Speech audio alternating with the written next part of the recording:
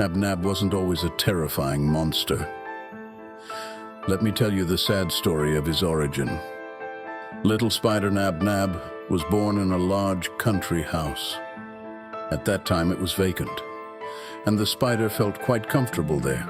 With the entire house at its disposal, NabNab could peacefully weave enormous webs across the mansion's territory. His webs were made of beautiful patterns that the spider diligently crafted late in the evenings.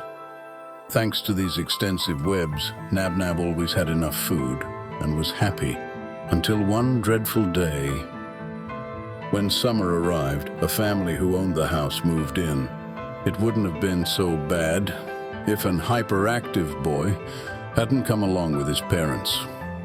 He never stayed in one place and loved tormenting small wild animals, catching birds and insects. With the family's arrival, all of NabNab's webs were destroyed, and he had to move to live in a dark corner to avoid being seen by the owners of the house. Of course, it became much harder for NabNab to procure food without using his webs.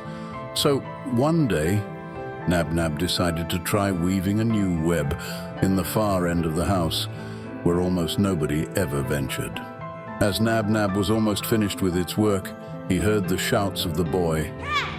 He was chasing a poor little mouse with a stick around the house. The mouse ran down the hallway and darted into the far, dark end of the house, while the boy, wielding the stick, chased after it. The mouse darted into a crevice, leaving poor NabNab and its web alone with the frenzied teenager. "Gotcha!" yelled the teenager. "I'll catch you now and put you in a jar." The boy reached out towards NabNab, and he knew his end had come. But NabNab didn't want to surrender to his tormentor so easily. He readied all his venom for a decisive bite. When the boy's hand touched him, NabNab injected all his hatred into the tormentor. Boy screamed in pain and ran back to the room. NabNab lay dead. A few hours after the bite, the boy's hand swelled and turned blue. The poison spread as a blue stain throughout his body, and at night, the boy began to hallucinate and have seizures.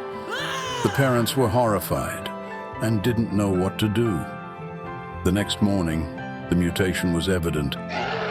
The rage of NabNab and the pain of the boy merged into one body and destroyed his sanity. He became insane. He was no longer a human. He was now a dreadful mutant spider. He became a NabNab monster.